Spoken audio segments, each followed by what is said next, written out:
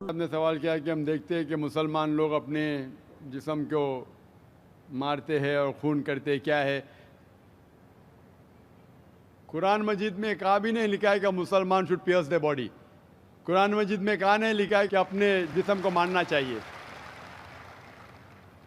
جہاں تک کہ صحیح حدیث ہے، صحیح حدیث میں اللہ کے فرماتے ہیں اگر انتقال ہوتا ہے آپ کے گھر والے کا یا کوئی نقصان ہوتا ہے، میکسیمم آپ 3 دن تک سوگ بنا سکتے ہیں، 3 دن سے زیادہ نہیں، کیونکہ کسی کا بھی انتقال ہوتا ہے وہ اللہ کی طرف سے ہے. تو انتقال ہونے کے بعد بھی، موت کے بعد بھی اگر آپ کو سوگ منانا ہے، اگر آپ کو you want to well and کرائے، میکسیمم 3 days. تو یہ قرآن اور حدیث کے مطابق نہیں ہے، اور کوئی بھی کرتا ہے تو قرآن کے خلاف کرتا ہے. میں سب کا پہلا سوال کہ خدا نے، ایشور نے ہمیں کیوں بنایا؟ دوسرا سوال کہ خدا نے اتنے مختلف مذاہب کیوں بنائے؟ Why so many religions? اور تیسرا سوال خدا کانٹرڈکٹ کیوں کرتا ہے؟ خدا اختلاف کیوں کرتا ہے؟ پہلے یہ، پہلے وہ، پھر بھگوت گیتا میں، پھر قرآن میں، کیوں ایسا کانٹرڈکشن ہے؟ 3 سوال برابر. پہلا سوال کہ خدا نے ہمیں کیوں بنایا ہے، اس کے اوپر پوری تقریر کیا ہوں میں. Purpose of creation, purpose of creation پوری تقریر ہے میری 1.5-2 گھنٹے کی. سوال جواب کے ساتھ 3-3.5 گھنٹے کی، وقت نہیں ہے لیکن مین پوائنٹ کہوں گا. اللہ تعالیٰ فرماتے ہیں سورہ ملک میں، سورہ نمبر 67 ورس نمبر 2 میں، الذی خلق الموت والحیات، کہ اللہ سبحانہ و تعالیٰ نے موت اور زندگی بنائی تاکہ وہ یہ جان سکے آپ لوگ میں سے کون اچھا ہے.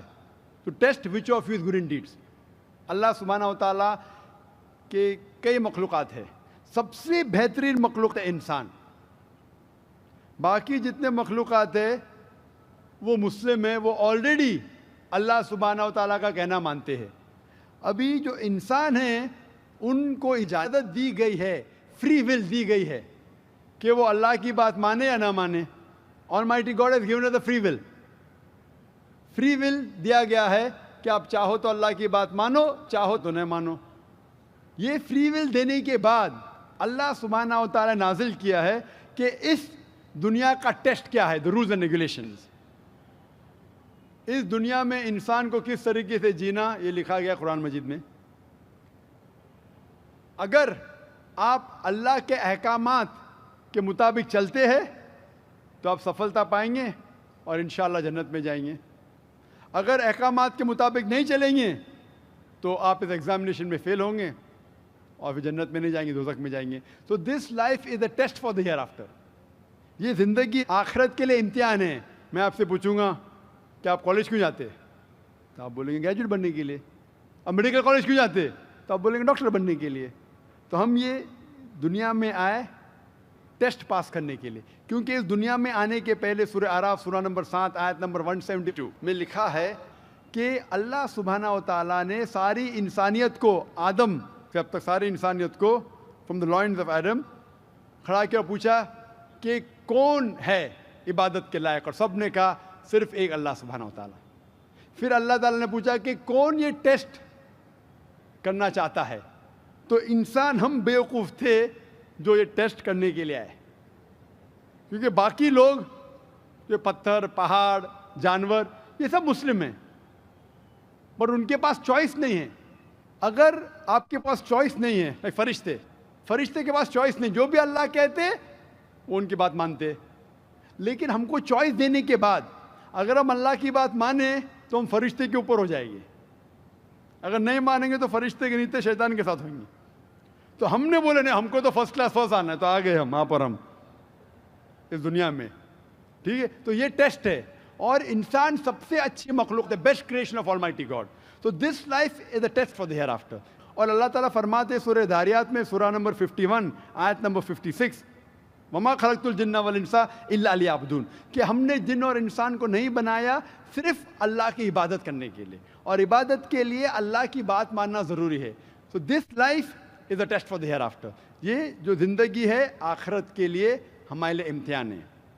آپ کا سوال نمبر 2 کہ اللہ نے مختلف مذاہب کیوں بنائے؟ اللہ نے صرف ایک ہی مذہب بنایا ہے، ایک ہی دین، جس کا نام قرآن میں ہے سورہ ال عمران سورہ نمبر 3 آیت نمبر 19 میں، ان الدین عند اللہ الاسلام، The only religion acceptable in the sight of Allah is Islam. صرف ایک ہی دین جو اللہ کے نزدیک صحیح ہے وہ اسلام. اسلام کے معنی ہے امن, پیس. اسلام کے معنی ہے to submit your will to God. خود اپنے خواہش سے اللہ کے احکامات کے مطابق زندگی کو بسر کرنا. اسلام کا مطلب یہ نہیں کہ محمد سلطان ذاکر. اسلام مطلب اللہ کے احکامات پہ عمل کرنا اور امن حاصل کرنا. تو جتنے پیغمبر آئے صرف اسلام سکھائے. مذہب ایک ہی ہے لیکن مذہب کا پیغام بدلا گیا.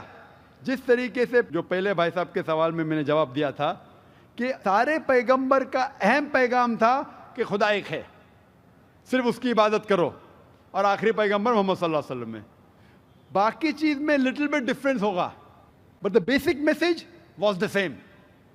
بیسک جو پیغام تھا ایک خدا, صرف اس کی عبادت کرو, اس خدا کی کوئی پرتیما نہیں, بت پرستی غلط ہے, اور اس ایشور کے آخری پیغمبر محمد صلی اللہ علیہ وسلم.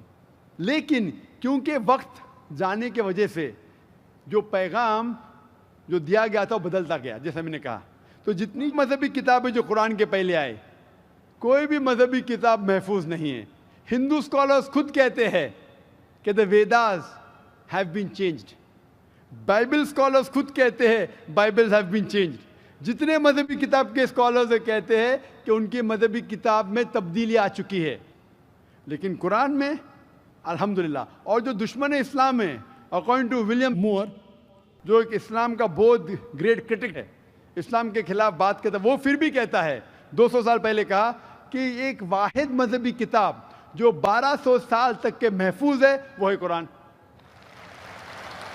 تو مذہب ایک ہی ہے, اللہ میں ماننا, اس کی عبادت کرنا, اس کے علاوہ کسی کی عبادت نہیں کرنا, اور آخری پیغمبر محمد صلی اللہ علیہ وسلم.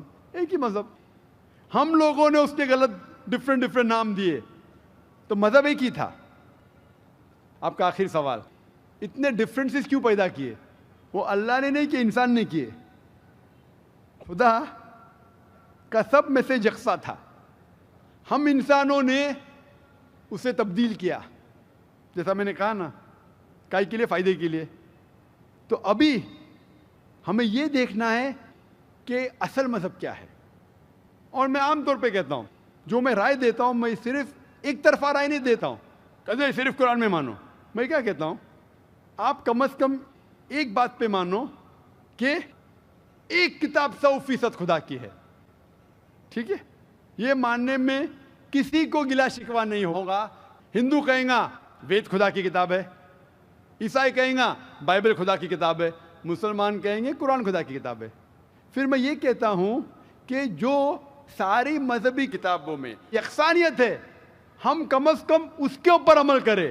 جو اختلاف ہے اسے کل ڈسکس کریں گے. صحیح بات. جو یکسانیت ہے, پھر آپ کہہ سکتے یہ تو وید اور قرآن میں ہے, کرسچن کہیں گا یہ بائبل اور قرآن میں, مسلم کہیں گا قرآن اور بائبل میں, قرآن اور وید میں. تو یہ بات تو 100% خدا کی ہے. آپ اس بات کو تسلیم کرتے کیا نہیں؟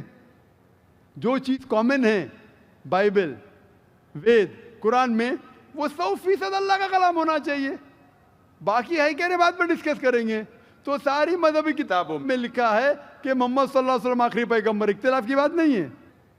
ساری مذہبی کتابوں میں لکھا ہے کہ خدا ایشور ایک ہے, کوئی اختلاف کی بات نہیں.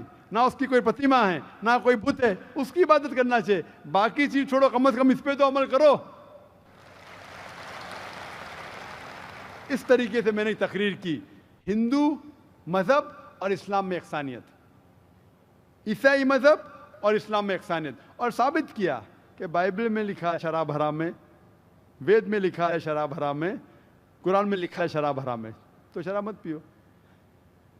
ہندو مذہبی کتاب میں لکھا ہے کہ عورتوں کو حجاب کرنا چاہیے, بائبل میں لکھا عورتوں کو حجاب کرنا چاہیے, قرآن میں لکھا عورتوں کو حجاب کرنا چاہیے. کیوں نہیں حجاب کرتے عورت؟ اس طریقے سے آپ ہندو مذہب کتاب پڑھیں گے, لکھا ہے سور کا گوشت کھانا حرام ہے, وشنو شوترا چیپٹر نمبر 5 ورس نمبر 49 میں. بائبل میں لکھا ہے book of Leviticus chapter number 11 verse number 7 and 8, book of Deuteronomy chapter number 14 verse number 8, book of Isaiah chapter number 65 verse number 2 to 5 کہ سور کا گوشت کھانا حرام ہے. قرآن کا تو ذکر کر چکا ہے، 4 جگہ لکھا ہے ہم سور کا گوشت نہیں کھاتے، باقی لوگ کھاتے عیسائی۔ اس طریقے سے میں کہتا ہوں کم از کم یکسانیت پہ تو عمل کرو، اختلافی باتیں بعد میں کریں گے۔ اختلاف انسان نے پیدا کیا، اختلاف پیدا کرنے کے باوجود پھر بھی الحمدللہ جتنی بھی مذہبی کتابیں بدلی گئی ہے اس کے باوجود جو اہم احکامات اب بھی موجود ہے۔ اسی لیے میں آپ سے کہتا ہوں کہ ایک خدا میں مانو،